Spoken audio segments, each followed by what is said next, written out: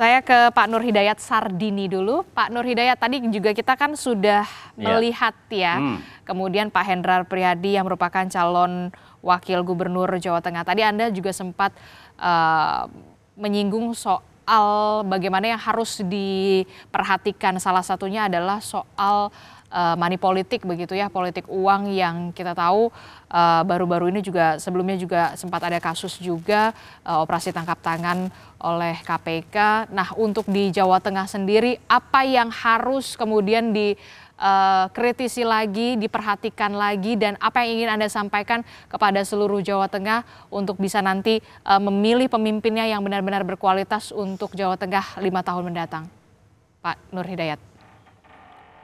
Kalau posisi sekarang karena praktek politik uang nyarislah terlampaui dari proses itu, lalu abuse of power juga masih harus terus dijaga, dan yang penting tadi sebagian juga sudah disampaikan oleh Bung Ilham adalah proses pemungutan suara ini, penghitungan suara, lalu rekapitulasi suara, yang ini harus terus terkawal dengan baik, karena inilah inti dari penyelenggaraan pilkada atau pemilu ya ada di sini.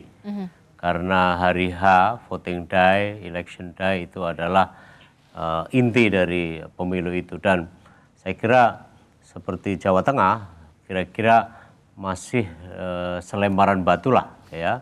Waktu bisa ditempuh dalam 1 kali 24 jam, kecuali beberapa daerah titik di Cilacap yang di Segoro Anaan itu agak ke selatan, yang di situ juga masih perlu pengawalan spesifik.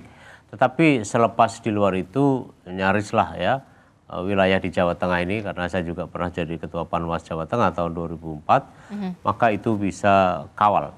Nah sekarang proses pemungutan dan penghitungan suara terutama juga harus terkawal. Sekali lagi karena inilah yang akan menjadi bahan konversi untuk apakah seseorang atau paslon akan jadi atau enggak dari sini. Saya meyakini bahwa Bawaslu akan mengawal secara teliti, karena juga pemantau pemilu juga turun, di samping juga ada beberapa mahasiswa yang KKN tematik gitu ya, itu juga mengawal. Harapan saya bahwa proses ini tidak saja lancar, tetapi juga berkualitas. Berkualitas dalam prosesnya akan menentukan terhadap hasilnya, dan seluruhnya harus berintegritas. Ya. Saya rasa itu karena menjadi hal yang mutlak di dalam penyelenggaraan pemilu, termasuk pilkada ini.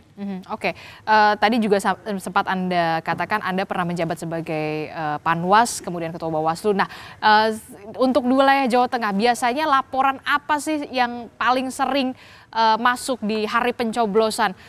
Di saat TPS ditutup, ataukah kemudian justru sebelumnya, atau seperti apa dari pengalaman Anda nih, Pak Nur? Ya, pelanggaran administrasi pemilu ya, itu biasa di seluruh Indonesia dan di setiap provinsi atau kabupaten kota, pelanggaran administrasi pemilu. Nah, pelanggaran administrasi pemilu itu ada beberapa jenisnya ya. Pertama administrasi biasa, kemudian administrasi TSM, lalu administrasi yang bersifat spesifik tertentu. Nah, di Jawa Tengah dan di Indonesia yang paling banyak itu yang saya sebut pertama dan terakhir tadi.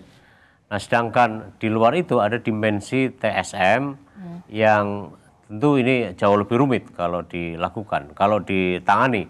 Tetapi naga-naganya belum ada hal yang mengarah ke sana. Kendati pun sesungguhnya ketika ini memang Bawaslu harus lebih tidak saja kuasai setiap persoalan, dan dalam bahasa Jawa ada istilah weruh sak durung winarah, maka dia bisa memperkirakan pelanggaran apa. Misalnya ketika ada dua mantan institusi dari dua paslon yang bertarung di Jawa Tengah, maka penting untuk menelisik mengenai aktor-aktornya, jaringannya, kemudian bagaimana jangkauannya gitu ya, voltasenya terhadap seluruh soal, dan kemudian bagaimana cara menangani dalam waktu cepat, tetapi harus tepat dan juga tetap berpegangan pada protap dan seterusnya. Nah, bagaimana jika dilakukan oleh salah satu atau dua-dua paslon?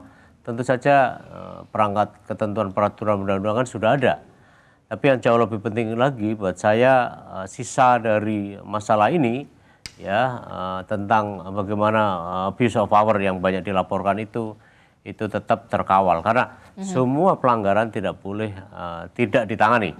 Karena electoral justice system atau sistem keadilan pemilu yang berlaku secara internasional juga, dan kita sudah menerapkan atas itu harus benar-benar diterapkan gitu ya, tidak boleh tidak, karena itu adalah menyangkut integritas ya. Kalau integritas proses yang menentukan terhadap hasil, dua-duanya sangat ditentukan oleh integritas penyelenggara pemilunya.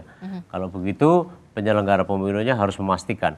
Nah begini, saya lihat ya, kalau kita mengacu pada hasil survei Kompas gitu ya, yang sangat tipis hasilnya, maka saya agak mengkhawatirkan juga bahwa pilkada ini kalau benar itu ya, nanti kita akan lihat sih sebenarnya paling kurang nanti pada quick count oleh Kompas, maka rawan ke MK ini kalau tipis begitu. Oke, baik. Tapi